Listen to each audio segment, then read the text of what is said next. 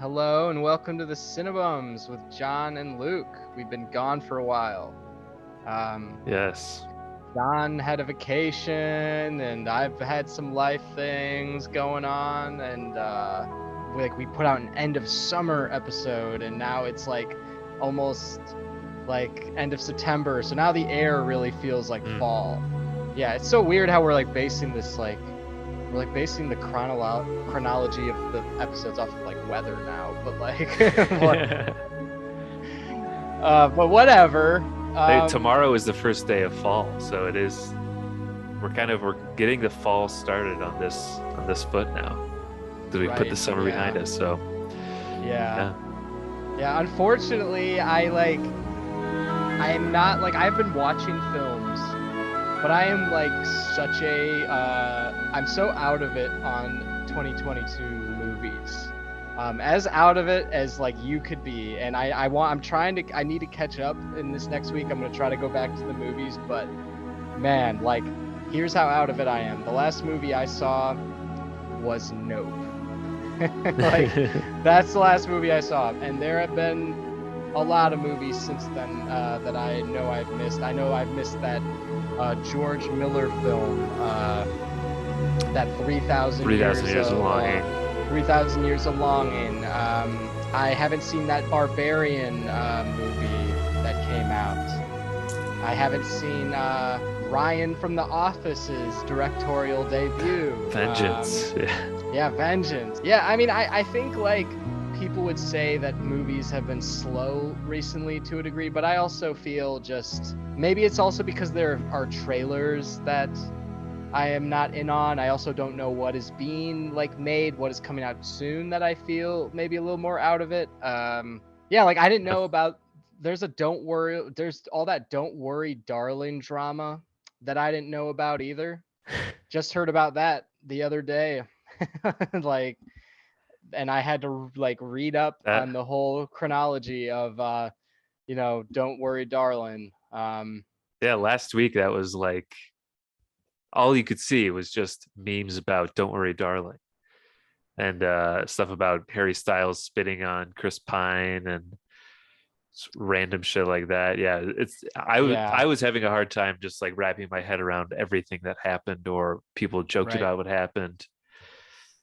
I myself, I think it's fascinating. I love a good like Olivia Wilde like gets her big movie, gets her blank check, if you will, and decides to make this huge movie with this giant cast, really go for it, as a big director. But, it all like, I don't know, in a way, it just sounds like it all went to her head in a way, and that like the production was as big of a shit show as it could have been.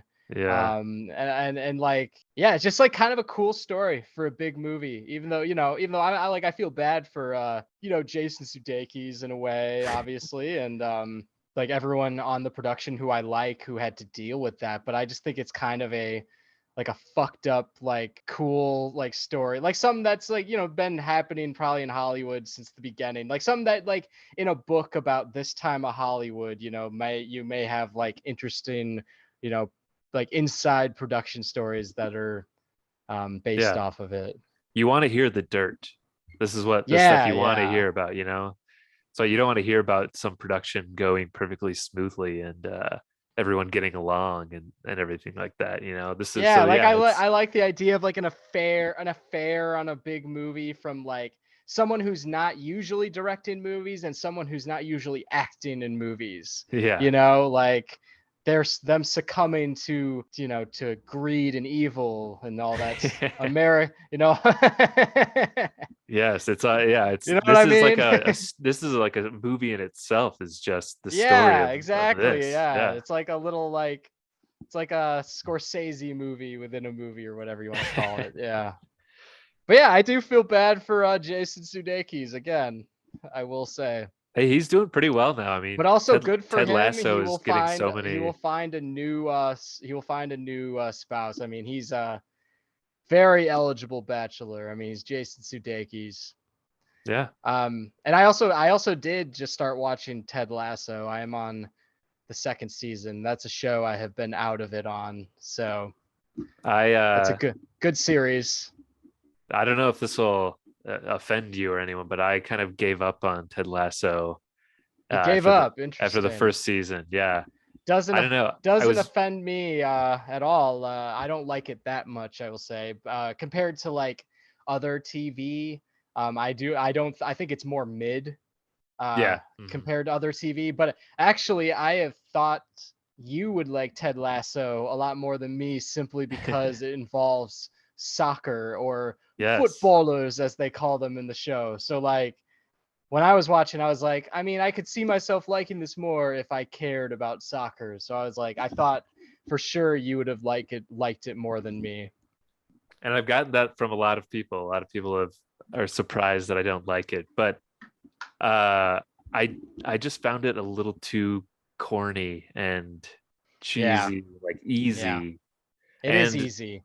that like the Ted Lasso character was first originated just in like an ad when NBC got the rights to the Premier League, and they used it as an ad, and I thought it was hilarious. Like it was the character was so funny, and he was Right, such right. like he was definitely more of like a Michael Scott type character in the ad. And then in Ted Lasso, it's a very like heartwarming, everybody be nice to each other type thing. And Yeah, yeah, I just felt like a little corny, and like while watching it, I was like, man, I haven't even finished Barry yet, and I'm watching Ted Lasso now. right. That's Yeah. yeah, Oh no, Barry is yeah, leagues above Ted Lasso for sure. Yeah, I'm yeah, kind of just watching because I don't know. I like it is like quality of a comedy, but it is also like on premise alone. It's like wow, I can't believe like the amount of money that is being put into this show, oh yeah, like based off of just a silly premise of hey, how about a guy from middle America who has no business coaching soccer coaches soccer, and then there isn't a lot. I will say there is a lot, like a lot of the side stories that there are. I'm like, wow, this is just all like something that they wrote in because they needed to, and hmm, stuff like that. And at times it does feel like a show that has been going on for like 8 seasons when it's in its first season, that sort of thing. And yeah, like they are running out of ideas, but it is like a quality comedy. And like Jason Sudeikis is like I'll watch anything he's really in, and there's like I do occasionally chuckle. So like, but I'm not like that into it or anything. It's definitely a yeah, good one to do things in front of, I'll say. yeah. I definitely don't think it's a bad show by any means, but yeah, no, there's like real Ted Lasso stories in like the Premier League, though not as extreme, but like American managers in the Premier League that are having like success right now. Well, there's one, and it's like that's like I want to see a documentary of like what's going on with that. Like how is this guy from Wisconsin? He's now managing this huge club in England. How is he handling that? Because there are other American coaches that have been called like Ted Lasso as a joke by like their own Right, right. players, and it's like, oh god, now I feel like the show is like the worst thing to happen for American soccer coaches in England. But Yeah. yeah, I And definitely am like in on the premise, and I think it's like definitely it's like a nice pleasant comedy show, whatever. But yeah, I couldn't. It didn't make me want to keep watching or yeah, find out what happens to these didn't characters. really demand your attention that much. Yeah. Yeah, still love Jason Sudeikis too. Yeah, yeah, and I'm happy for all his success. Yep. I wish the best for him on finding a less shitty wife. I'm sure he will. Yeah, All right. Other than that, what have I've been watching other things. Another like I guess like it was a part of the Emmys. That's also another reason I watched Ted Lasso. I like saw pictures of the Emmys, and I was like, that's one I'm really behind. I feel like I should watch that. Yeah, I mean that's why I started watching it too. It was because everyone was talking about it. It was a huge deal getting all these awards, so had to check it out. Definitely don't think it's like unworthy of awards, um, and popularity. But yeah. Yeah, maybe like I don't know. I also like if you're into soccer, I feel like maybe it's also I can see why you wouldn't be into it because I mean it's more for like people who don't watch soccer at all and are just find it funny that he is coaching soccer, you know. So you Yeah. maybe it probably helps for you to be ignorant to soccer, um, and maybe just ignorant in general, like to be Yeah. into the show. Yeah. I'd agree with that too, because yeah, I don't know. These are like, I don't know, like 20 something year old, like cocky athletes. Yeah, Uh, yeah.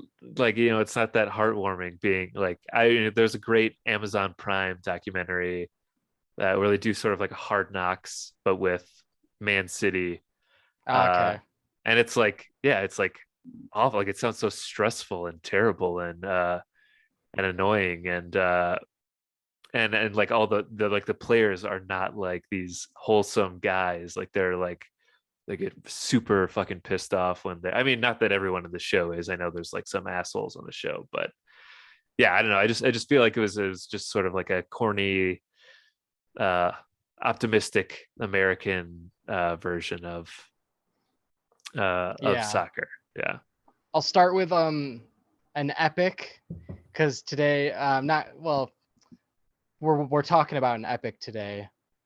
So why not report Yes. about a couple other epics I've watched? The first would be Akira Kurosawa's High and Low, which I finally saw. It's like one of those famous Kurosawas that I haven't gotten to for a while, and a friend loaned me his Criterion of it, and I watched it. It stars Toshiro Mifune, who plays an executive of a shoe company who becomes a victim of extortion when a chauffeur's son is kidnapped and held for ransom.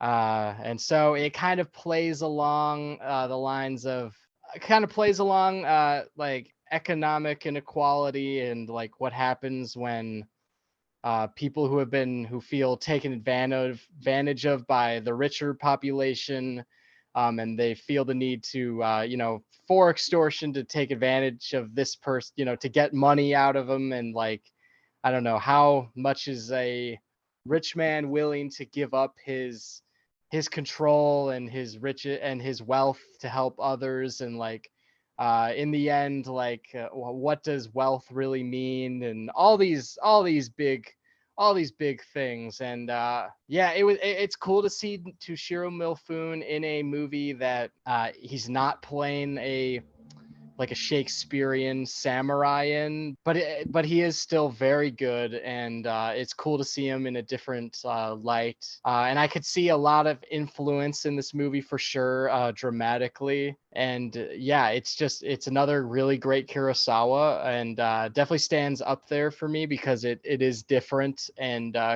specifically, it has a final scene that reminds me of something that is like, I don't know, like would be in like it kind of reminds me of a scene that is in the latest Batman movie, for instance. And just it holds a lot of influence. Oh, So yeah, I cool. don't have a lot much else to say about it, but yeah, highly recommend High and Low if you haven't seen it yet. Yeah, that's one I haven't seen. It's much like the movie that we're going to talk about later. It's one of those that from like an enormous director from Right. this time in Hollywood that Hmm. I just haven't gotten to yet because it's like almost intimidating and I have to be in the right mindset or mood to watch something like that. So yeah. Oh, for sure, for sure. Yeah, I mean, this isn't like a 3 hour Seven Samurai. It is 2 hours and 20 minutes, but yeah, so I guess it is a little, and that's intimidating, I guess. Um, Still an epic. yeah, it's an epic. Yeah, it's an epic. And yeah, definitely a big important movie with a lot to say. So I have also been trying to catch up on 2022 movies. And especially because I watched like a bad one recently and was like, wow, and I was like updating my list of 2022 rankings and I was like, I need to watch some more good 2022 movies, or at least ones that that I feel positively that I'll enjoy. And so recently I watched X, um, the Ty West movie that Right. came out earlier this Because year. that new movie Pearl is out, right? Right. Yes, I saw that came out, and I saw it was connected to X, which came out. So I thought, well, I might as well try and get on that bandwagon now, because yeah, Pearl looked really good and interesting. So I was excited to see what X was all about, knowing that they're related. So yeah, I really liked X, and this is, it's like Texas Chainsaw Massacre meets Boogie Nights. I've heard Uh, this before. Yeah, yeah, I've heard this before. and yeah, I think it's I don't want to give too much away, obviously, but there's probably plenty of people who have already seen it. But yeah, it's this film crew goes out to shoot a porno in this rural ranch that this older couple owns, and then yeah, people die. It's a slasher film. It's very creepy and eerie, but there's also some weird there's a lot of uncomfortable like, I don't know, allegories throughout it, that you can see between the crew that's there and the couple. It's just very, very strange, uncomfortable and unnerving, but really good movie. It's definitely, so far, it's one of my favorites of the year, but that's not saying too much because I still need to work on that. But yeah, and it also stars Brittany Snow, I think that's her name. She's from like our childhood. She was like a huge like teen star. I have to make sure that's her Why, name, really? Brittany Why? Snow. Yeah, why is that? I don't remember. Who She is was that? in yeah, it is Brittany Snow. She was in like Pitch Perfect and John Oh, Tucker okay. Must Die, The Okay, that's why. Pacifier. Yeah, okay. She's huge. Yeah. Yeah. You are right. At least I thought she was huge back then. Yeah. But yeah, it's her and Kid Cudi, and they're porn Oh stars. yeah. Oh shit. And I never thought that I would see Kid Cudi and the girl from The Pacifier banging on in a movie, but that happens. Yeah. Hell Uh, yeah. yeah. And then I can't talk about it without mentioning Mia Goth too, who plays two characters in this. Who she's also, she's I can't even, I don't even want to say too much because I think I learned too much about it even before I saw it. But Mia Goth is really great in this too. So I'm excited to see what her character is like in Pearl after seeing this. So yeah, I would recommend seeing X, and yeah, see Pearl afterwards, even though I haven't seen it yet, but I definitely will. Yeah, last week I was uh hanging with producer Jake, and he asked me, he said he was seeing Pearl that night, and he was like, yeah, I'm seeing Pearl tonight. I would invite you, but like it's based off this movie, it's a sequel to the movie X, and I don't think you know what either of those are. And I was like, oh yeah, you're right, I don't. But like I definitely recall hearing about X when it was out, and I like the Boogie Nights meets Texas Chainsaw thing, like I've definitely heard before, and it Mhm. reminds me of like, oh yeah, I should just really see that. And Ty West is one of those guys who, you hear his name often in horror nowadays. So yeah, I should get on that. Yeah, there's even a third um movie. I think it's called like Maxine, something like that, which is also, I think, related to this whole Pearl X universe that's coming out soon too. So yeah, it's like that there was that Netflix like movie series that came out last year. It's kind of like this, like they're all shot in succession, now Uh, coming out a few months yeah, apart. yeah. So yeah, Didn't see yeah. those either, but I remember you talking about them.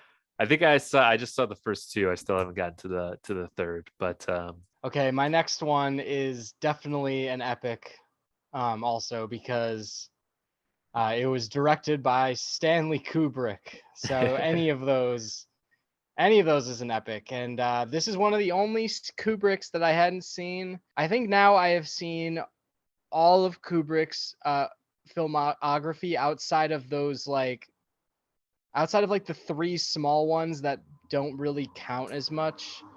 But yeah, I finally watched Lolita, Oh, which is nice. known as a notoriously creepy, weird movie.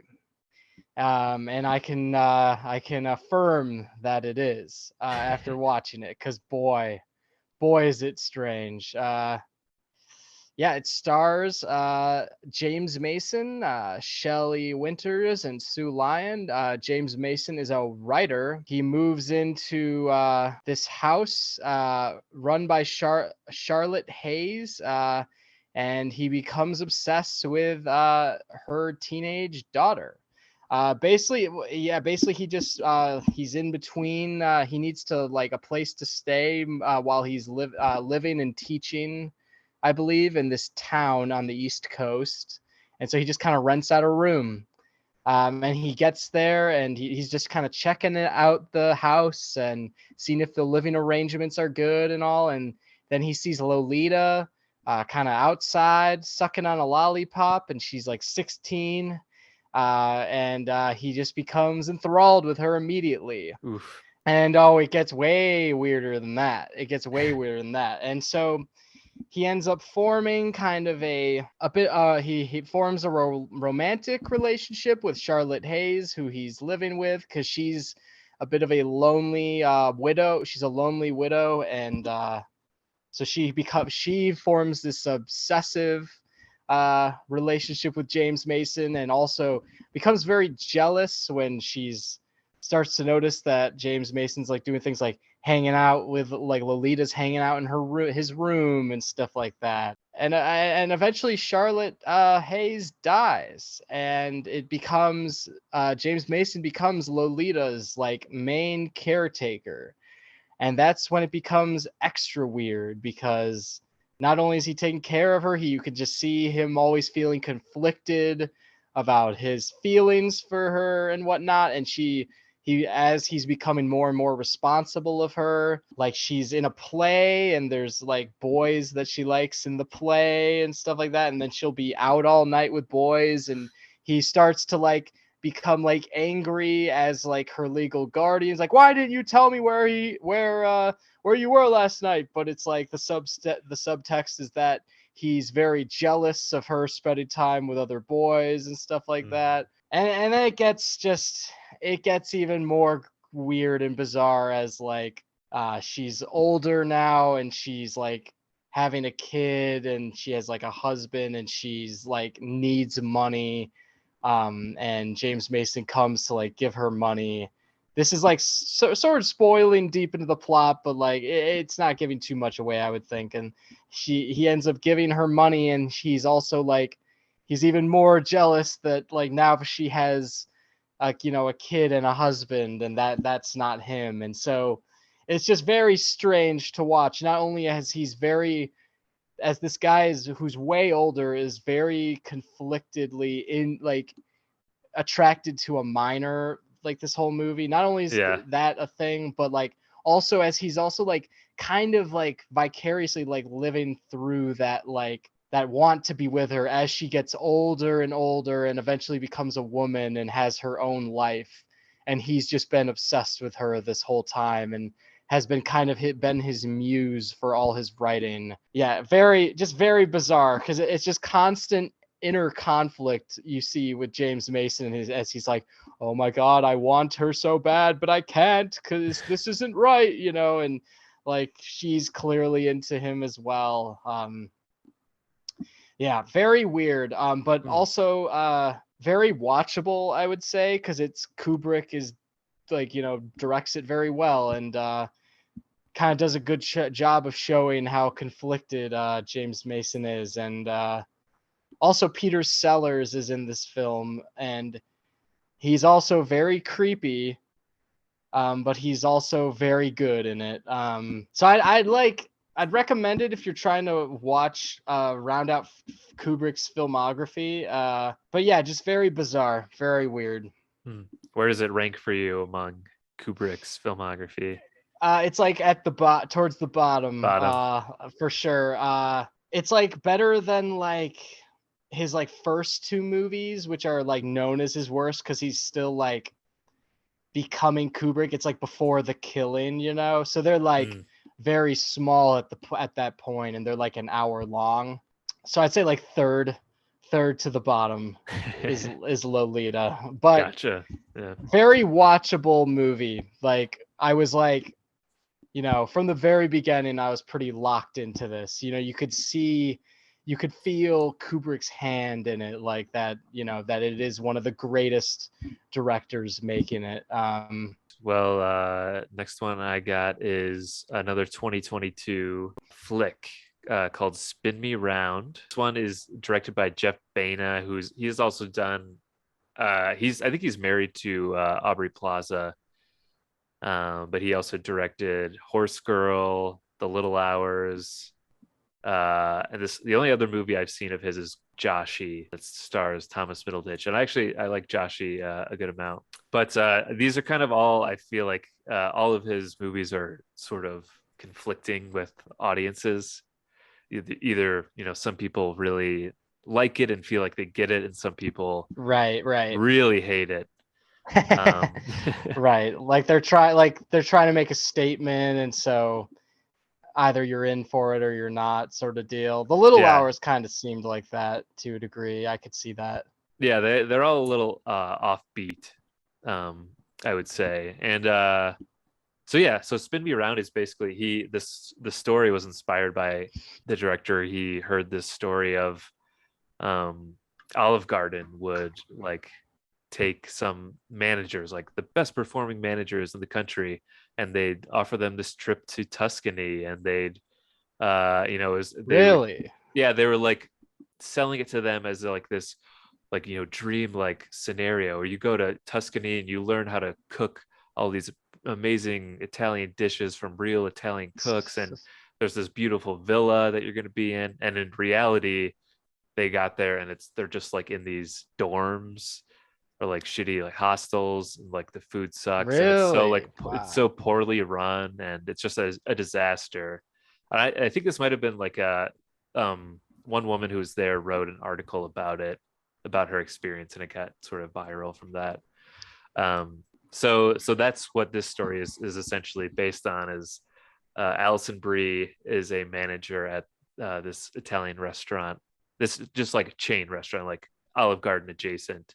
And yeah, she gets this trip to Italy, and along with several other people who work there, including it's a great cast. Aubrey Plaza, she works for the main guy there, but then also Molly Shannon, Tim Heidecker, Zach Woods, aka Gabe from The Office, Fred Armisen, Lil Rel. So yeah, it's a great Yeah. cast. A lot of Yeah. people we like, you know. And yeah. Basically, the movie starts out and it's just showing these like it's got this like nice music behind it, and it's just showing like these bags of Alfredo sauce just squeezing into onto like a plate of pasta, and it just looks like Yeah, so the gross. artificial nature of Olive Yeah. Garden. Yeah. So I That's a love great that. opening shot for Yeah. that. Yeah. Yeah. I really love I'm conflicted on this movie overall. I won't drone on too long about it, but because there are a lot of like elements and pieces that I really liked about it. But ultimately, I just felt like this story was just kind of like, I don't know. It didn't really do anything for me. I was sort of wanting more, maybe, and I felt Yeah. like I was being teased a little bit more, you know, in the beginning, and then it all kind of just doesn't really stick the landing in my eyes. Right. And Like I this is gonna also be such a meaningful getaway for her to Tuscany, and then she doesn't. And he's like, no, it's not at all. This is just like nothing. Yeah. Well, I more so thought it was going to be a bit more of like a disaster, you know, when they get there, which it was. I mean, it was very like subtle. They have Oh, like okay. it's like clearly like weird, and they're like there's something off about the place when they all get there. And you know, there's like a story that unravels, that it's like that it's I don't know, it's sort of played up to be this like crazy thing, and then it ends up just being like, oh, that's kind of a bit what I expected, and not in like a shocking, like, you know, there's a slight twist. So yeah, I don't know, I was hoping it would be a bit more like a bit funnier, and maybe more interesting, but I felt like the characters were also maybe a little too specific. like everyone was kind of like one note, and maybe that was a part of like having this ensemble. Is like you have the stupid girl, you have the guy who takes things too seriously, or the guy who thinks he's the funny guy. Um, it was just Right. like a little too specific. But yeah. Overall, I think um, I don't think it's a bad movie by any means, but it's definitely, you have to lower your expectations for it, that it's not going to, that while you're watching it's not going to blow your mind by when you get to the Okay. third act. But I think you Okay. might still enjoy some things from it. Yeah. Yeah, I'd probably watch. I can see myself watching this All right. indie movie. Not a ton going on. Yeah. I Big mean, cast, people I like, food yeah, and food oriented, that sort of thing. yeah. And that's why I'm conflicted on it, because I liked a lot of the characters. I thought Molly Shannon was super funny throughout it, and there's a lot of great bits Yeah, yeah. throughout. But I just don't think it was really all that funny. Or I think it's a really funny concept, though, like taking this whole scenario, Mhm. this Mhm. Olive Garden chain going Right. They didn't milk that premise as much as you wanted them yeah, to, basically. yeah. I can see that. I was left wanting a little more, I guess. But again, it's one of these like nice easy indie comedies to watch. And it did actually make me want to watch the rest of his movies, just because I feel like he has maybe a distinct style or taste, Mhm. if you will. But yeah, that's Spin Me Around. Yeah, what's his name again? Jeff Bana? Jeff Baena, yeah, Baena. And there's a Criterion uh, closet video of him and Aubrey Plaza Right. doing their Criterion picks, and it is like the most like dry, dull episode of that you'll ever see. I absolutely love Aubrey Plaza. Like, Mm, as a person, like if she did interviews recently because of her, that one movie she has coming out, that was out at least, and she's just like so fucking funny. Just like her mhm. whole like demeanor. Like I was watching her on like Conan has that podcast now. Yeah, yeah, Uh, yeah, she was on that, and I was like, she's just like great. Like just her whole dry pan attitude. yeah, yeah. That's what like that Criterion closet video is. Definitely not like dry and dull in a bad way. It's just totally like, I wonder what this couple is like at home when it's Right, just the two yeah. of them. Yeah, like, not dry in a bad way, like, dry as in, like, "Oh, I'm totally, like, Interesting. I'm on this frequency," Like, Yeah, yeah, I like yeah. this frequency, I relate to this. It's nice they're not playing anything up for the camera. They're just being themselves. Yeah, Right, exactly, it's funny. exactly. So my next film, will be, a movie that you've talked about, a couple times on here. I finally watched, Joe versus the Volcano. Oh, nice. Mhm. Hell yeah. Yeah. And it was one where immediately I was like, okay, I can see why John was so into this. Like the film kind of opens with like a bunch of like average Joes, as the movie would say, like walking into like like an industrial work environment. Just everyone has just a job, a 9 to 5, blah blah blah, and And it's at you know, what, like Tom, the anal probe factory or something like right, yeah, that. yeah, Yeah. yeah, yeah. And Tom Hanks walks into his office, and I believe it's I forget what actor it is. Oh, he's so This good. famous actor. He's in like Night at the Roxbury too. I'll find who this guy is, and Dan. Dan Yeah. Hedaya. Yeah, Yep. he's also in Mulholland Drive, Clueless, Usual Suspects, Commando. But he's Blood like on the Simple. phone. Yeah. Blood Simple, yeah, he's a fantastic actor. I mainly know him from Night at the Roxbury because he plays their dad, and he's always like, he runs the flower shop, and he's like, you guys need to get it together. And he's like the same. He's like, you need to get a job. Stop worried about these clubs. And he's like, and he's similar to like that in this movie Yeah. because he's always getting on Tom Hanks. And but I love he's just on the phone and he's like, I'm not arguing that with you. I'm not asking if he could have the job. Can he do the job?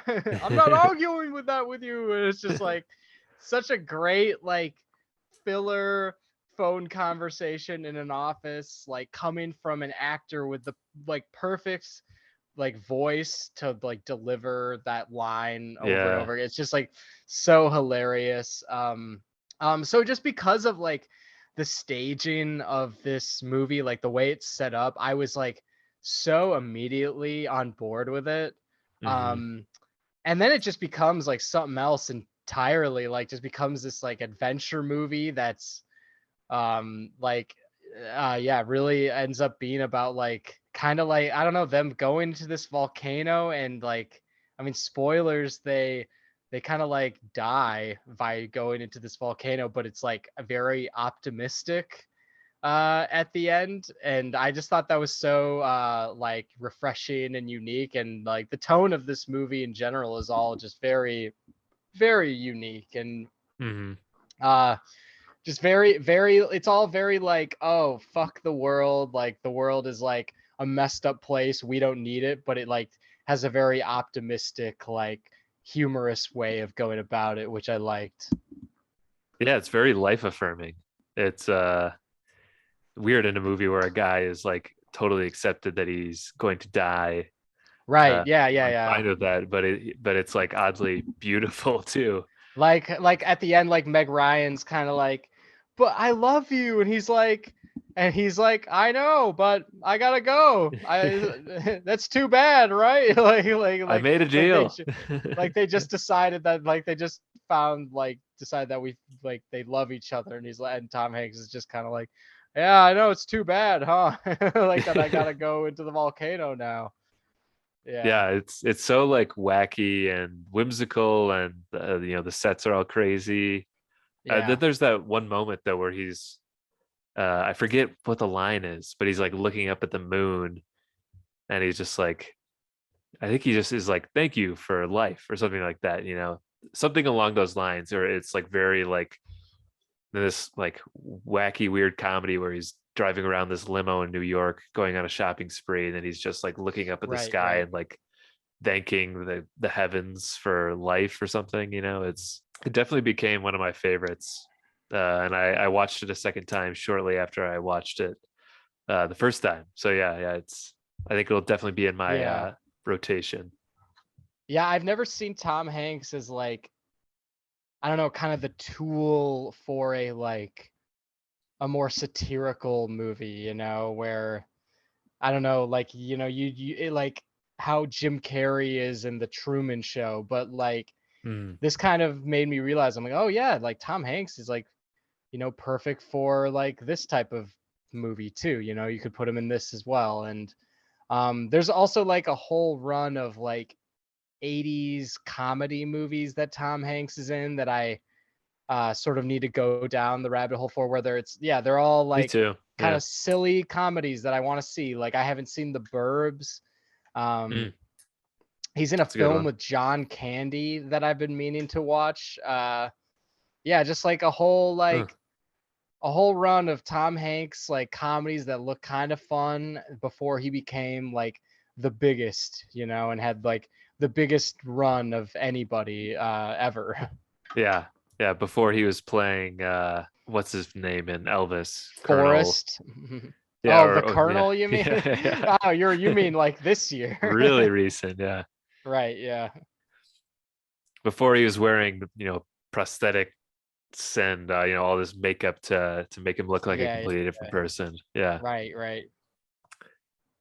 Yeah. Yeah, before he worked with Spielberg like 4 times in a row, Yeah. that before that Tom Hanks, he was just a comedic actor, yeah.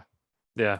Before the Terminal, the Right, right, yeah, yeah. podcast favorite. Yeah. What's funny is I think I like at one point when I was like reading some things about Tom Hanks's career, it was like I forget what movie it was, but like there was one point in the 90s where and it may have been Forrest Gump, it may have been a different movie where studios were wondering like, hey, like this guy's normally known for comedies. Can he really do this kind of movie? And Yeah. like, which is funny that they were actually questioning that at one point, Yeah.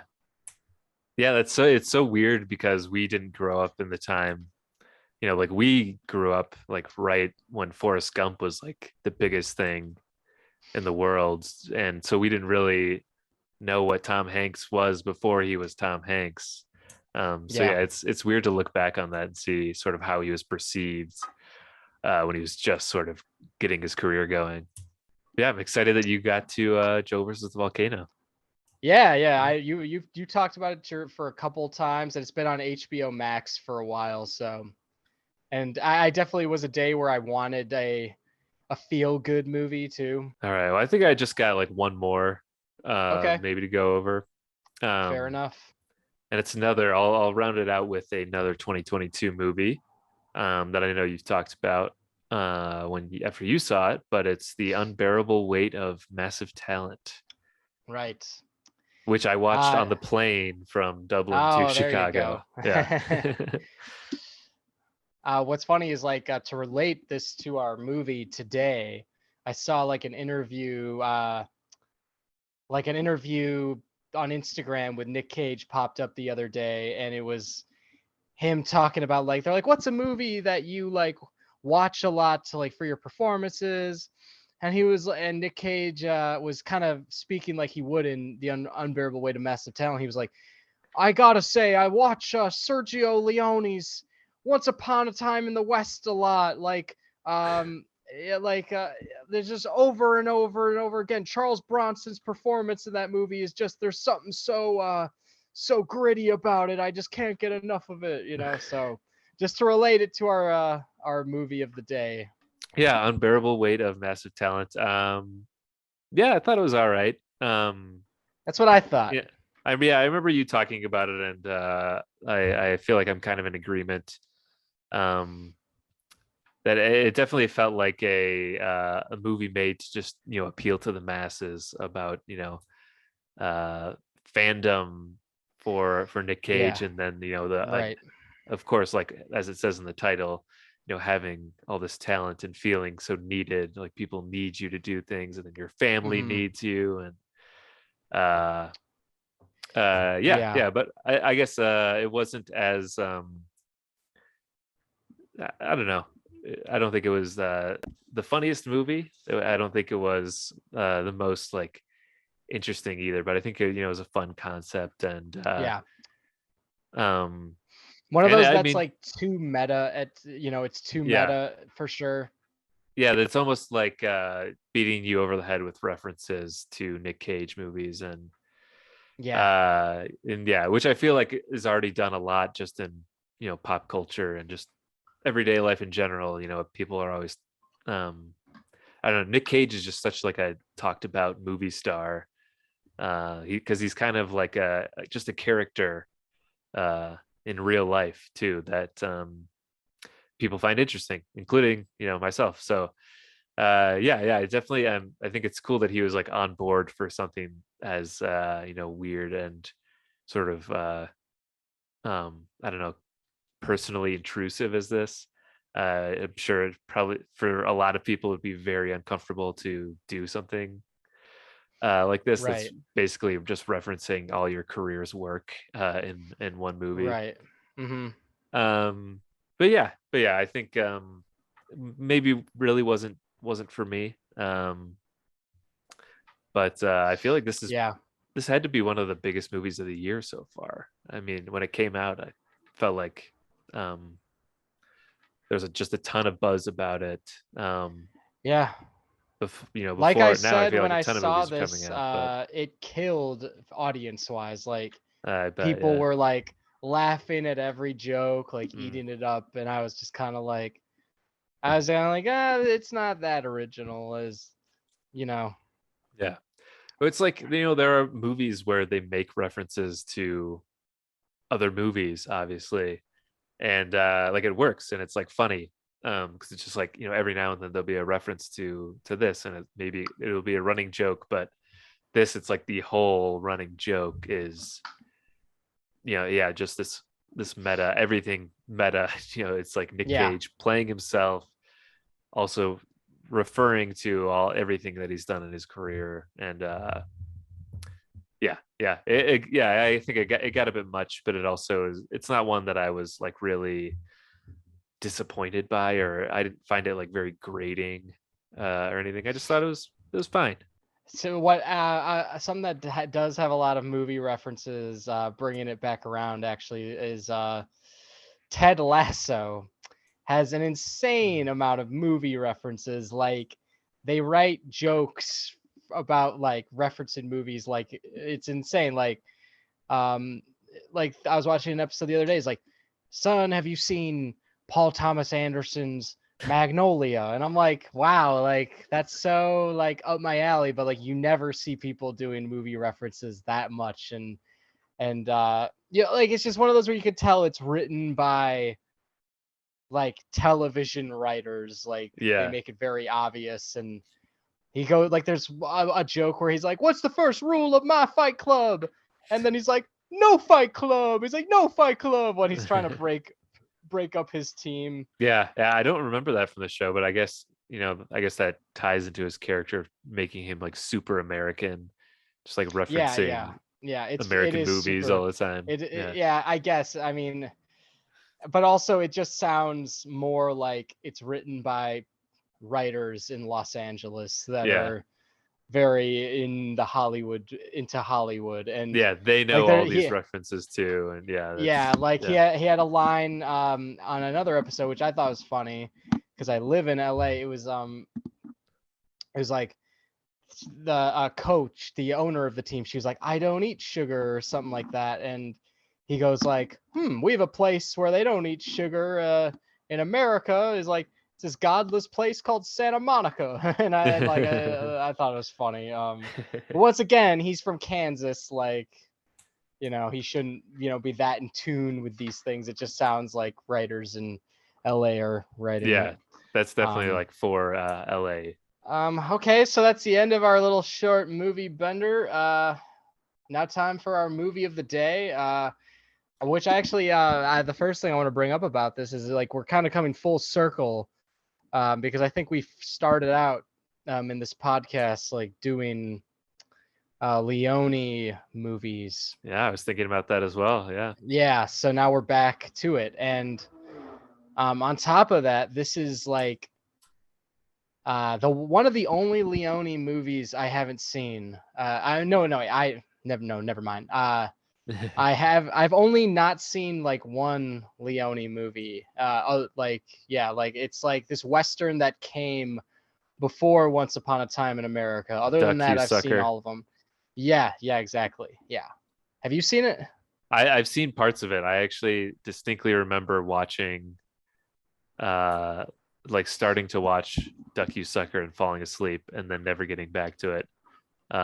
And realizing that now when we were going back to Leone, and I was like, oh yeah, Duck, You Sucker. Oh, I should finish that. Yeah. I Yeah. remember I really liked the opening of it. There are some cool shots, like in this one, Yeah. where you kind of see like just people's eyes looking through things, which is a weird Right, way to right. describe it, but yeah, yeah, I'm hoping to get to that one too. But this is my first viewing of Once Upon a Time in America, and I Yeah, was I also was thinking, surprised. I was surprised by that you hadn't seen it, but mhm, I think this is actually like one that it is a very super iconic movie, that not necessarily everyone has seen as well, because just some people still haven't gotten to it. yeah, and it's definitely like the runtime is for sure A part of factor. that reason. Yeah.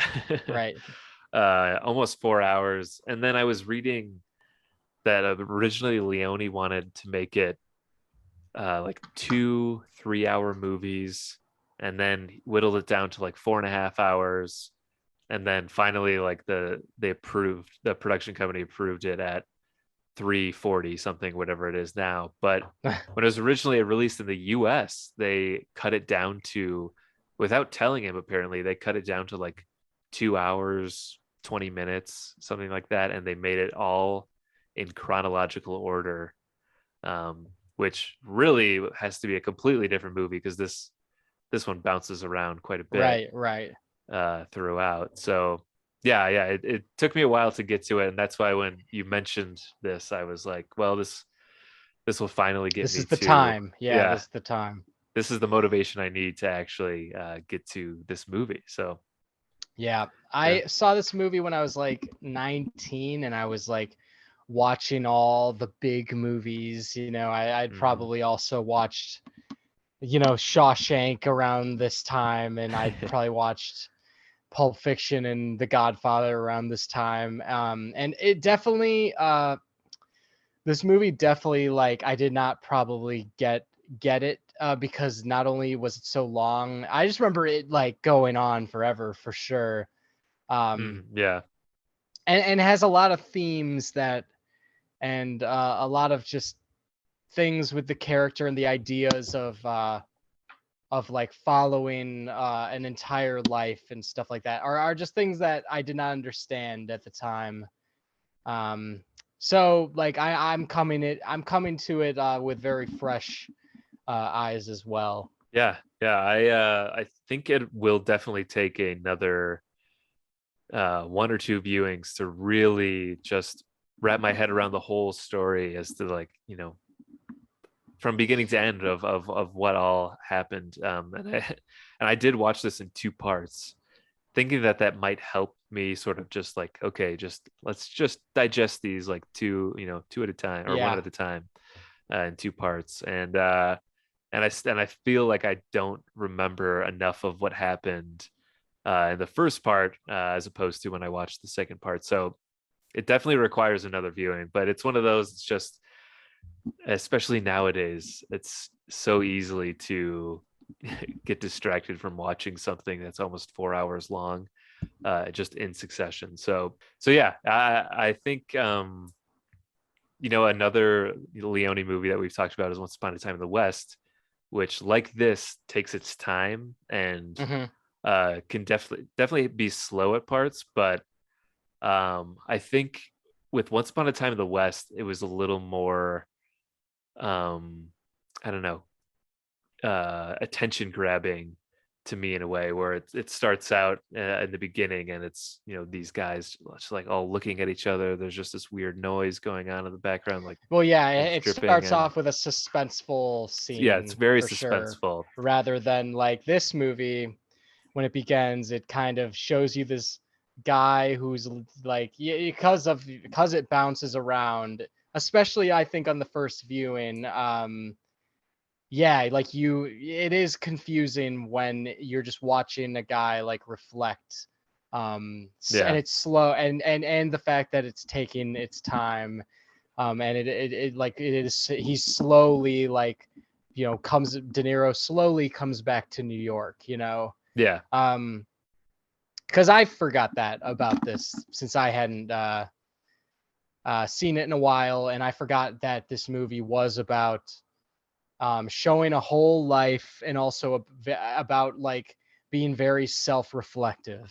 So hmm even though I was like, I was like, and plus it also does take it takes its time, like in almost like a Titanic way, to be like, okay, now we're gonna go back to the time that we're talking about where all yeah, this happened. It does take its time, and I was kind of waiting for the shot where it was going to, dissolve to like the 20s again, the pre-prohibition era, but it kept, it kept like not being the shot, and I think it was like it's like 20 or 30 minutes in or something, like where it finally is. But overall, I do think that it is very interesting in what Leone is trying to do. And I think it is, like, when you've seen the movie already, I do think it is very effective, when De Niro is looking back at his old stomping grounds, and is also very on edge, and like is very just looking at all he's left behind, knowing what he ends up doing, just kind of like it being this somewhat tragic, just dark and like but fascinating, like reflective thing for De Niro. I think it is like kind of, it makes sense why he opens on that and why he chooses to tell the story this way. Oh, definitely. I mean, I get it. I think it just wasn't as easy for me to get into it right away, Right. as with all his spaghetti westerns. Yeah. But I also, yeah, I didn't know too much about this movie overall going into it, and so I wondered, like, oh, is this? So I knew like the premise a little bit, so I thought, is this going to be more of like, is this going to be have a lot of violence or action, or stuff? And then the very beginning, you see a lot of like blood and Yeah. torture like stuff, and you're like, okay, right, this is Sergio Leone. He Right. influenced Yeah. Tarantino. Like, this is the guy. Okay. Yeah. Like, of course that there's still going to be that in this movie. And then I find out later on, there's a lot of it, Yeah. as these And guys are that, pretty like, brutal. when you see the gunshots, you see like the close up that Leone has, the close up of just the head getting smashed, by the Yeah. bullets. Like, so you see, and also what's very interesting about this movie is that it is the one Leone that isn't a Western at all. Well, I mean, you could make the argument that at times it is a Western, but it is not in the spaghetti Western realm. So I think it is very interesting that he chose this for his last film. Yeah, it really is. It seems, uh, I mean, it seems such like a Leone movie, but weird seeing it in a completely different setting. But Yeah. it's just, I mean, part of the reason too is like the Morricone score. It Yep. sounds The at times very like Western. whistling always Yeah, that comes up. and like the kids are like running by the bridge, like that iconic shot. Oh yeah, Um, yeah. Such and an I iconic shot. yeah, And I really want to go to that. What do you know where that is in New York? I don't, but I've seen, like, there's like stock photos and like a million photos of this same shot that I'm sure this maybe popularized. I think it's from Brooklyn, I like think so too. looking towards, I Hmm. don't know if it's the Manhattan Bridge or the Brooklyn Bridge, Yeah.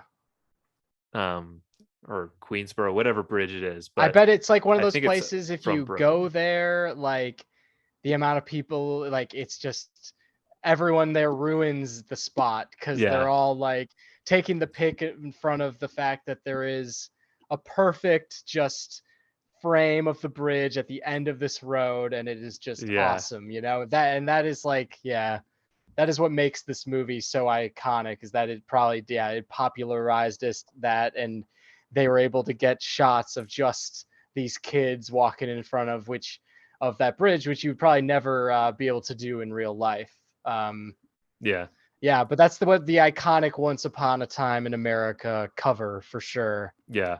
Yeah, I definitely, yeah. Now, if you probably went there, it's probably just filled with people standing there with their phones, getting out of, trying to get out of each other's ways to take a Hmm. picture of it. But Hmm. yeah, Yeah. But there's other, like, I did see a lot of ways in that this is a Leone, because I was like thinking about, I don't know, how am I going to compare this to the other gangster movies I've seen, like how similar is this to The Godfather? I mean, because it is like set in the era of The Godfather and whatnot, but there is so much, Leone is so stylistically himself that like whatever movie he's going to make, even if it isn't in a Western, I think you will see how it's a Leone. Like, yeah, there's certain aspects like of just suspense, and as you said, people looking through like doorways and holes and stuff like that. Um, like there's De Niro looking at his childhood crush through the hole that he was like he would always used yeah, to stare at her yeah, through, and that's the big like dissolve to back to, a flash back to that time where she's in there like dancing, and how he used to like spy on her all the time, and like there's all that suspense building stuff. Like there's a one scene where De Niro like comes back after spending time with that girl and also raping her, and they're talking about like a job they just pulled, and it's kind of the scenes kind of to show that De Niro is not really, he's distancing himself from James Wood and his child, like the gang and stuff like that, and how they just kind of pulled a job without him. And there's just all this like kind of weird like tension where a lot of close-ups of people around the room and kind of everyone's kind of eyeing one another. um and it doesn't really build towards a shoot off scene or anything like that, but it feels like it's about to, and it feels just very Leone, as if like it's a bunch of men in a tavern who don't entirely trust each other, and Yeah. that's, yeah, it's stuff like that. There's also there's a shootout towards the end where you can tell it's about to happen, and like it shows people carrying a coffin, and it shows them following the coffin, and you're like, oh, what's gonna happen, where's the shooting gonna come from, and it comes like from the car, on the other side of the Yeah. coffin. It's just like that staging and that like that element of staging and like editing that Leone has, like where it's very in control of the camera and like the cutting, to where it's like it just distinguishes him so well. Yeah, it's interesting watching because I feel like I've watched the Dollars trilogy, each of those movies at least 2 or 3 times now. So you definitely get a good idea of Leone's style. So then watching something like Right. this is completely different. It's cool to see how he incorporates that into a gangster movie. Yeah. Uh, Yeah. and oh my God, the production design of Old New York Yeah. is Yeah. so Yeah. Yeah. good too. Just Yeah. every Yeah. yeah, which I also looked up that the cinematographer for this was the same one from Good, the Bad, and the Ugly and Once Upon a Time in the West. Yeah, I think his So, whole team was like a part of this, because I looked hmm. at the production team and it's all these Italian names. Um, which is funny because it's Once Upon a Time in America. Yeah, yeah, And it's not even like Italian Americans in this, it's Jewish Americans. Yeah, it's just like a fascinating final film, but it's also like it is such an epic that you see why it's like his final film, and it's like very self-reflective in like an Irishman sort of way, yeah, and it's also people very like towards the end, like James Wood is very much, you could tell he's like very much full of regret and everything, and De Niro on the other hand is like somewhat more at peace with everything, which is interesting. Like maybe an autobiographical somewhat, and like maybe him channeling some of his like own feelings into the work and whatnot. This movie was also written by a shit ton of people, like Sergio oh, Leone really? and a bunch of others. Yeah, a ton of people on this movie writing it. Yeah. Yeah, I mean Um, it's very existential and yeah. yeah, Yeah. yeah, more so than, I mean, obviously, like uh his spaghetti westerns, they have like, maybe more profound messages that you can find in there, or just really interesting stories. I feel like, especially with Once Upon a Time in the West, when you find out the backstory of Charles Bronson and everything. But yeah, this one is just very, like you said, self-reflective, that maybe this at the end of his career, and he didn't know it was going to be the end of his life, but he just died a few years later, I think. But yeah, he goes more into the self-reflective sort of mindset. Yeah. Yeah. And it's like the movie that I think is like famous. It's like famous and known for the fact that it's like, and a lot of and it's like a type of movie that not only the score but also that like the IMDb, it's like, you know, you see it on the IMDb 250 probably, like, cuz it's Mhm. got that like, oh, it's the movie that like you see them when they're kids and then they get older, you know, like you see their whole like life. Like what movies do, how many movies like do that sort of thing. And Yeah. like in a, not like I'm bashing it for it, but I think this is like a very populist movie at the same time. Like I Mhm. think the Morricone score, like the main one that plays throughout a lot, is just very like, oh, we're watching one of those like very like popular, like well regarded movies, like that IMDb 250 Shawshank Mhm. Redemption type movies. Yeah. And they even I don't know if this is Morricone or what, but there's also like popular music intertwined in there too that's like orchestral. Like there's a like an orchestra version of Yesterday, the Beatles song. Oh, by the Beatles, really? Yeah, I don't know if you caught that, but That's in the middle of there? towards the beginning there's I was like, I did this not sounds, catch that at all. it's like this sounds like Yesterday. And then I looked it up and it's like, yeah, it's a version of Yesterday. Uh that Interesting. It's yeah, not and of that the era of this movie at all. no, it's so weird because it's not, you know, it's 60s, which isn't covered really. I guess when he's older, maybe that, but I think this was in a scene when he was like younger, when De Niro was younger. I can't remember the Yeah. exact scene, but yeah. So then I was trying to figure out if like later on if there are any other like popular songs that were like orchestra pieces of that I just couldn't figure out. But yeah, um, if you go back to the beginning and watch that part, you'll hear it. Yeah, I guess I mean at that point, like it's the 80s and Beatles have been in every, like Leone was probably like, I have to, you know, put this in there. It's like it speaks everything I want the character to think of for this movie, so might as well, you know. Yeah, Yesterday is a good pick for this type of movie. Um, Yeah. Yesterday, all my troubles seem so far away. Yeah, I also think it's interesting that Leone does all these like American movie, like very American movies. Like I know like the spaghetti westerns were all shot in Europe and whatever, but like the Old West and Hmm. like Prohibition, Clint Eastwood and Prohibition and yeah, yeah. these are all like very like major points in American history.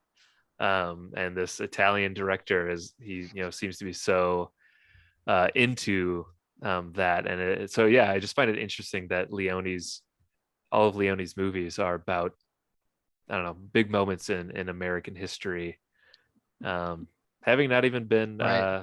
I don't know, yeah, an American citizen. So yeah, I think that's just interesting. I don't know what to do with that anecdote, but yeah.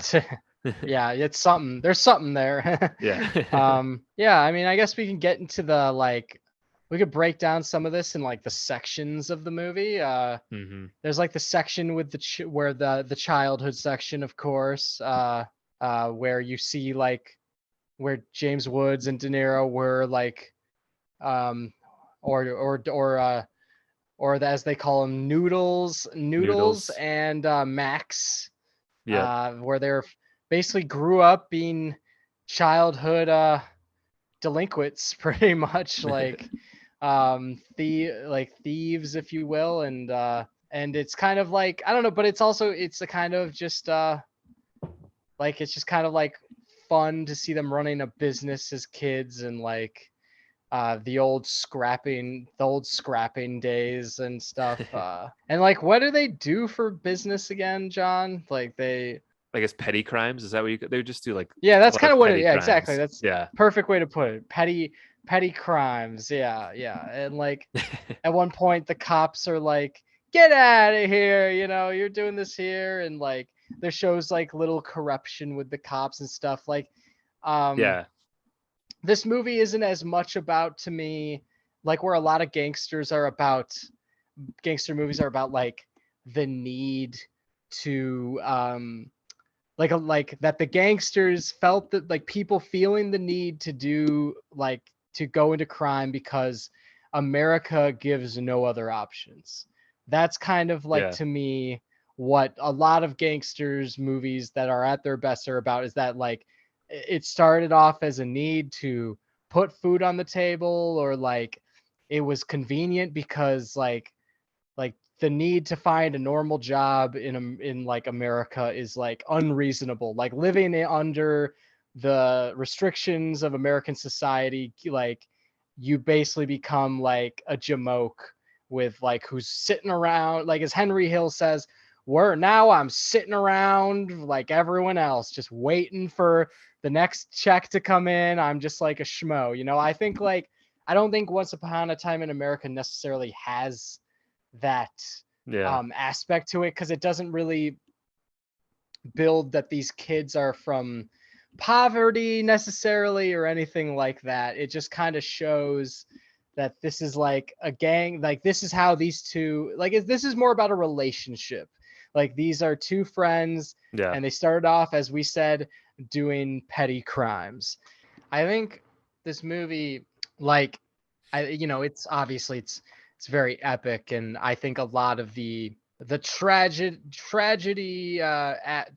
aspects of it do come together for me later. But I will say one of the fault, like, outside of the fact this movie's also incredibly well made and stuff and directed, as we said, but I'd say one of the faults I would give this movie is that because this movie is not as much about uh like why they are criminals. They just are criminals, and it's like Mhm. more about the life of these criminals. um I think that I have uh I feel far less empathy towards all these guys than I do to other gangsters and other gangster movies. Because also uh, on top of that, these are some of the like probably shittiest gangsters in movies. Yeah. I think like we can probably agree on that. As we said, like with the um, all the violence later, that is very out of hand. And as kids, they are very like They're shitty. kind of Yeah. shitty kids, and like they immediately at one point just start like also this movie has like some of the most like open like sex in movies. Like I don't know if it was actually like that in the 20s or what, but like they have like when they're kids, they immediately like just start like banging this prostitute because they catch the like officer banging the prostitute. And I'm pretty sure like De Niro or James Wood, I might be De Niro, just like straight up just like walks up to the like prostitute and starts just like loses his virginity right there, like Yeah. like bangs her like on the like building rooftop like real quick. It's just like, and they're like so like they're such like animals, like Yeah. with women like throughout, like way more than like other gangsters like in movies are. Like other gangsters, like they have that like in movies, like they usually have that scene where they like they feel the need to woo them or something like that, and like they usually do because they have everything, because they steal everything, whatnot. And Scarface is like, first in America you get the money, then once you get the money, you get the woman. It's like that's how it works. And in this movie, they are just animals, like with Yeah. women, like banging them in the back of cars, like while there's drivers there, or all that shit. And it's just like, so I think like I don't know, these guys are just so shitty, and because of that, because they don't have that like, oh, this is why they're doing this. This is where they came from. It's like you don't feel as much empathy throughout towards these guys. Yeah, like they don't have that like, oh, Michael Corleone, because like he felt the need to protect his family. That's why he ended up running a mafia empire, all like that thing I'm looking for necessarily. But it's more about like there's these two friends who grew up being hooligans together, and that's their pastime was, they grew up doing petty crimes. And then which ended up growing into a giant business. And one ended up going to prison. The other one ended up taking the business to greater heights and ended up, bringing his best friend into those like better times when he came back. And that's what the relationship's really about. So it is like that stuff is very interesting to me. Yeah, it's more about that like relationship between the shitty guys. Yeah. I actually thought it was like funny. Wait, I'll get to it. It won't seem funny at first, but I'll get to it. You'll see. So the rape scene with De Yeah, Niro is hilarious, Luke. obviously Yeah. very I'm So I'm funny. Yeah. getting to it. I'm getting to it. It's obviously very brutal. Man, does De Niro play like a bunch of shitty. Add that to the repertoire of De Niro's like really just shitty characters. Yeah. Yeah, it's just really insane. Like that I think the beats with De Niro's childhood crush is like, Deborah. Is that? yeah, Deborah, who's actually played by Jennifer Connelly Yeah. as a kid, which actually makes sense. It kind of looks like her, but yeah, the fact that he has that childhood crush and then he thinks about her all of prison. He has this scene where he rents out a restaurant and like woos her there, and he says like, all right, now let's do it. I've done what I like, I've earned this now. You should be with me now. And she's like, oh Yeah. no, I'm moving to Hollywood. It's all So he's like, transactional. right, yeah. So he's like, so he rapes her in a car and it's brutal. The driver keeps going the whole time and doesn't look mad till like after it's over. I don't know, like when he like goes to the train to see her off and she goes away on the train and then the like Morricone score like plays again, just that no no no no no no no no. I was kind of like, wait, like what is this supposed to like mean right now? You know what I mean? That like, yeah, De Niro's like a piece of shit. Like we we get it. Like I just thought like it's such like melancholic music to play during just that moment, Yeah. Yeah, those scenes are pretty brutal. And bless you. Thank you. Yeah, like you said, animals. Like I was thinking like they're very like primal, like Yeah, they're like at the bar at one point, just like humping, basically like dry humping that like bigger woman. They're like, when do I get action with you and stuff like that. Yeah, which I guess it does remind me a little bit of Leone's westerns, but more so like the Wild Bunch, where Yeah, like which is also a very like a really brutal and violent movie, I remember. Yeah, and they like, Sam Peckinpah hired like actual prostitutes from where they were filming to like be in it, and it's very, oh yeah, that makes a ton of sense. it's very dirty and yeah, and graphic sexually, but this the rape scenes in this were really just brutal to watch, because they seemed very I don't know. They show a lot. They're and real. They're well done. and they're like long. It's not just like a quick like, oh, see this what happens. It's like, no, well, yeah, because you're there the whole time. De Niro, I think like, not to get technical, but yeah, he finishes, I think, like twice with the girl. Yeah. Like he like goes for more, which is fucked up. And it's just the fact that like they're driving the whole time and that someone's like letting this happen, is just insane. Yeah, well, there's another, isn't the scene when James Woods picks him up from prison? Isn't there like a woman in the back seat that he has sex with too? No. So, yeah, he has sex. Yeah, he has sex with her like right away. Yeah, it's like that's such right just like a prison. part of their Yeah, it's just like a normal thing for them. It's Hmm. just to just yeah, take Yep, advantage of it. So we must have the women. Yeah, there's yeah, no like, there's not even much of a courting aspect of it, you know. And no. and what's especially tragic and about the rape scene with De Niro is that like she like kind of initiates it, you know, and like she's always had feelings for him, and Hmm. she definitely feels bad for rejecting him, and and also like, you know, just kind of like she wants to show affection that she did miss him after all this time, you know.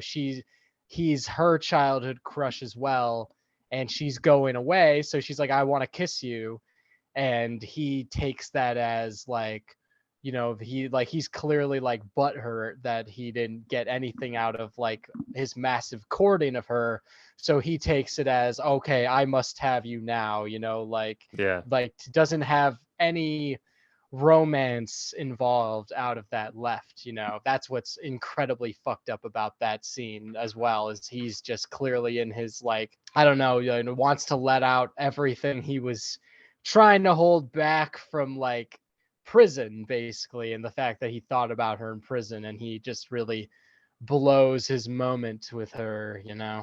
yeah. I didn't think about this until right now, but it also reminds me of a much worse version of a Taxi Driver when he takes Cloris Leachman on a date to Yep. the Yeah. porno movie. Yeah, Yeah. it's I was watching actually a Tarantino nerding out video of talking about Once Upon a Time in America, because I thought that would give me more insight. And actually, he does make that exact oh really? comparison of to Taxi Driver. Yeah. Yeah, these are very conflicted characters, and I think speaking of Tarantino, there's another I forget what interview this is, but he's talking about how movies in the 70s, you know, that show that the protagonists aren't necessarily always great people, and you know the main character doesn't have to be like the hero or whatever. And then the 80s changes that. But yeah, this is one of those movies too, where it's the, you know, the people you are following their lives from beginning to end are not good people, but you're seeing their like Right. true like human emotions, and the same sort of emotions that everyone, you know, feels just getting older and growing up. But Right. um Except yeah, the stakes are probably way higher than our personal lives because of what's yes. going down. I do not think I will have a moment like De Niro and James Woods do. Uh, like I don't think John and I we John, you and I will have. I don't think I hope you don't ask me to kill you after all the podcasting days. You're like, Yeah. I screwed you over with the podcast. Just kill me. Yeah, we're gonna be all old and gray I doing the turned same the thing. podcast into a multi-million-dollar Yeah. corporation. Just kill me. I get out I yeah, one of us gets out of prison and returns to the podcast, and yeah, we can't take it anymore. Returns to the podcast, tries to hop The onto podcast life. The Yeah. Zoom corporate, the Zoom call. Yeah, that's like it's like for us, if one of us got out of prison, instead of having a girl there to you know, bang in the back of the car, we'd go to like the music box. You take me to the music box or something. Yeah, some or Alamo Draft House. Oh Hell yeah. yeah. Yeah, right out of prison, I go to the music box theater. That's just how into cinema I am. What, they're showing Blowout, the De Palma Blowout? Oh my god. Yeah. Yeah. That's also a great Leone suspense scene, I feel, when De Niro there's a garbage truck in between James Woods and De Niro at the end there, and it almost feels like, all right, James Woods is gonna whack De Niro now, and he has the Yeah. garbage truck there. Like the garbage truck is clearly working for James Woods to dispose of his dirty laundry, and James Woods kind of walks with the garbage truck, and it's just kind of shows Woods like kind of kill himself into the garbage truck, and how he's washed away with the other garbage. Yeah. That one I had to go back and watch over again. I didn't quite like Yeah, it's catch it the not first time. 100% clear, I would say, but it's yeah. Because But I like was a when little they hold confused the on first time. him staring into the truck and being like, kind of like, Yeah. damn, it is a little obvious what happened. Yeah. And I had to go back. I was like, did what happened? Did what I think happened just happen? Very like interesting ending. And I saw I was reading some other things about it that say it's very like I don't know if dreamlike was the word. But just describing someone looking back on their life in this sort of Yeah. way. And then it Yeah. totally, a lot of the movie like really, after reading that, like clicked with me a lot more. Just like when you look back on your life, and it's a little blurry and foggy, and some things are you probably romanticize some things a little bit more in your head. Right.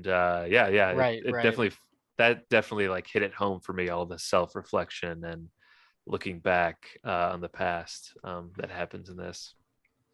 Yeah, just like the fact that it's like so important to him that he always looked at her through that one wall doorway, from his, like every single spot, he remembers, like I say, if I were to go back to Glen Ellen, I would have that feeling about certain areas, and Yeah. I mean, it's not as cool as going back to, Brooklyn or wherever this is, and walking around and like, oh, this was once the Prohibition, and like and whatnot, and like we used to own this joint, and all that. But that's what it is, and that's what's cool about it. And yeah, the fact that he used to watch her do ballet there, and like that it was like such a romantic, like, youthful, like, crush and time. And that he kind of always saw her through that light, and that then he went to prison and he tried to recapture that after, and then he raped her, and then he's clearly not going to have that. Clearly his chance is gone with that, but then he's still an old man, and he's still like, that feeling of seeing her through that, like, still like brings him like that, great nostalgia. And yeah, he's clearly in that, he's not enjoying his life now, and though, but he's able to like reflect on all on times like that, which make him feel good. Yeah. A very somber ending to the movie, but yeah. And when I thought like the actual ending itself, I was actually like really surprised on how dark it was. That it's just him smoking opium, and like just like him high on opium is like the final shot. I was not expecting that to be the final shot. Yeah, really. It definitely is like it's like a bummer of an ending. Yeah, it But really also, is. but also, I guess, realistic in a way of just I don't know, the realities of life, especially Yeah, a life and that he's not he even like lived. old necessarily, like in that shot. It's like going back to like when he was in his, like, he was like just out of prison, young adult, Yeah, and like in his prime yeah, technically. And that's like what we're left to sit with, is that in the prime of his life he would get to escape and like hang out in the opium lounges pretty much. yeah. Wow.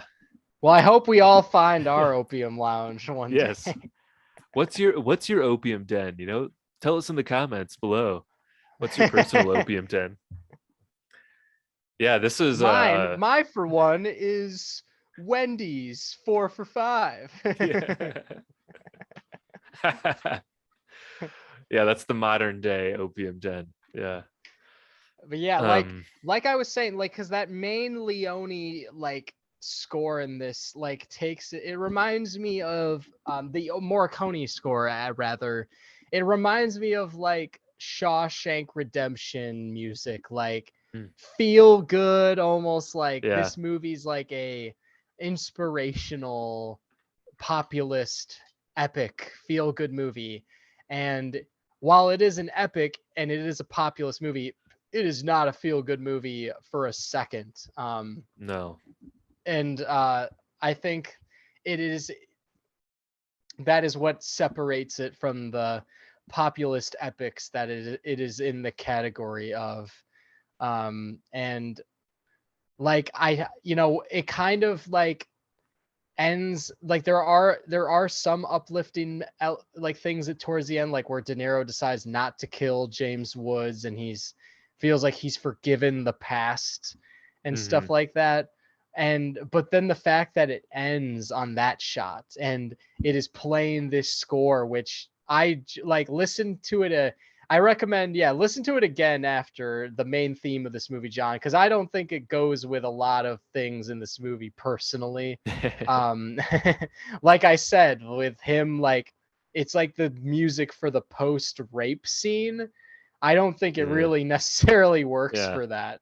And then it's like the music for him just being like kind of very sadly out of his mind on opium. Like it's just kind of like the music for this kind of reminds me of something that'd be in more like Driving Miss Daisy, Shawshank Redemption, or Forrest Gump or something like that. Like, yeah, Yeah, I'll definitely have to re-listen to the whole soundtrack again. it's just not what you think would be playing after some dude brutally rapes like the love of his life, and Yeah. that, or maybe I don't know, maybe it is, I don't know, that like that's you can make the argument. It's up to one's own opinion, but it's why I was saying that I thought it was like funny that the music was playing when De Niro. I'm like, wow, De Niro's just what is like the like it's almost as if we're supposed to learn some lesson.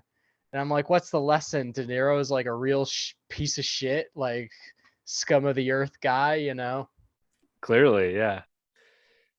Yeah, that's funny. I'll definitely go back to the soundtrack because I enjoyed that a lot. Speaking of just like sounds in general, I also felt like one Leone trope that I noticed was in the beginning there's this phone that just rings incessantly Right. Right. over and over again. And that reminded me of um there might be other of his movies that I can't think of instances like this, but like in Once Upon a Time in the West, when you just hear like the creaking of like the Yep. or the In the squeaking opening, the of, famous yeah, opening. or the dripping of water, just like all Right. these sounds that are like it's not all natural sound, but um just sounds of like an object doing something in the background that just is like Yeah. constant. Because I remember being Uh, like so annoyed by the phone ringing, yeah. Yeah. Yeah. then it just That's a reminded me of choice, that. Yeah. John. A directorial Yeah. choice. What is the purpose of this Fucking choice? Yeah. idiot. Fucking idiot. Yeah. Pick up the fucking phone. God. Yeah. Did phones ring that long back then? My God, yeah. It's Rings totally like, unrealistic. yeah, it's not mine Someone rings would have like picked it up by now. Yeah. mine rings like a third of that time. Yeah. Before it goes to voicemail.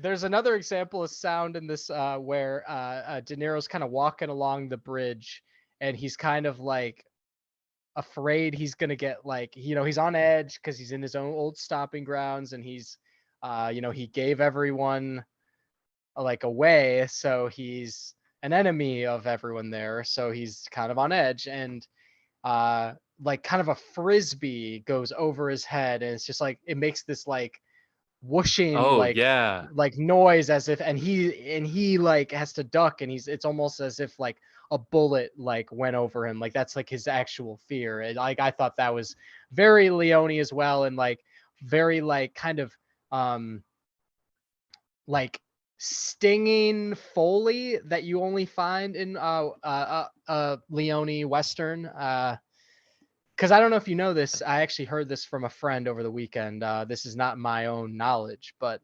Leone, when he shot movies, would like play the score for the movie Oh while yeah. he shot, and they would dub everything. So production sound, like sound was not recorded necessarily, like post-production sound was a huge thing for a Leone film. Like, so when you have little inserts like that, like of a frisbee going and a little like a huge noise being made for like to create anxiety, that was big post-production sound, along with the fact that he like would dub every piece of dialogue just because he wanted to play his scores on the, actual production of the movie.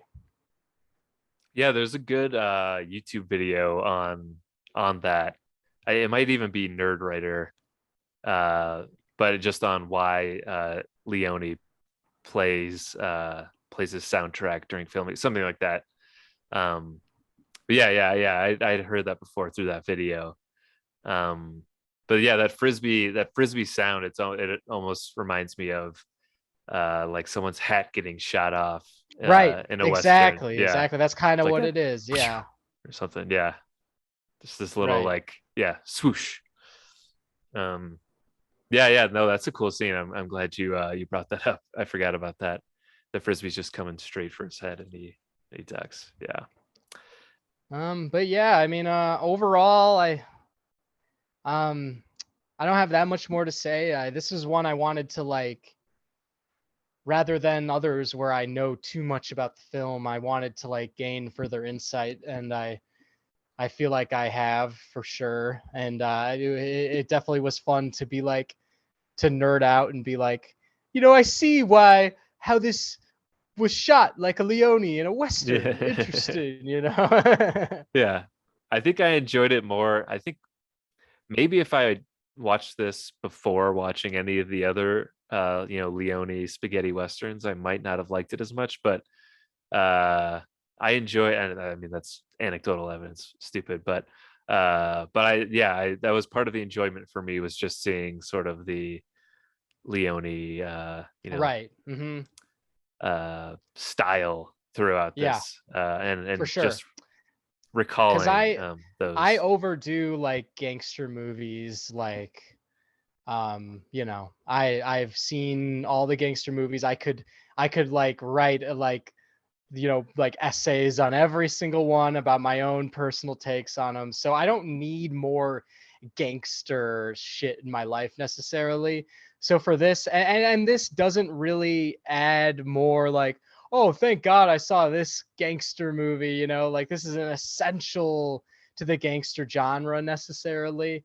But like that, so mainly what I took from it was just, yeah, the style of Leone in this. Hmm. And also just the story is, of course, I mean, it better be, it's like almost 4 hours. The story is very interesting as well. Yeah, yes, that also helps. It's a good story, I mean, at least for it being 4 hours, you could say that.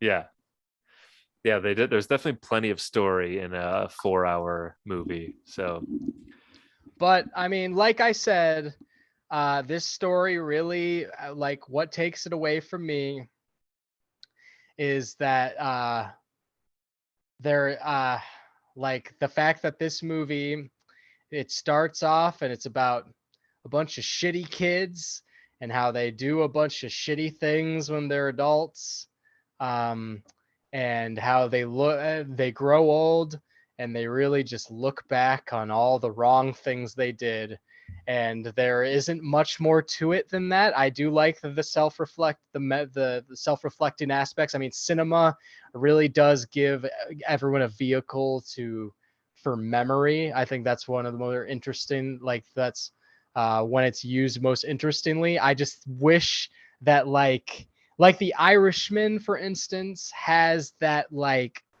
there's a lot of characterization into um like the character Frank, the character De Niro plays, to where you understand why he gave in, like why he felt the need to give loyalty to both Jimmy Hoffa and Joe Pesci, and like, you know, there's like, it just like there's always like that you know, there's that point of view given to the main character of like why they got into the life, which makes you give the empathy to why they end up like, why he ends up looking back on everything and like is alone at the end, and why that Mhm. is so tragic. And I think that um, you don't really have that same thing here as much.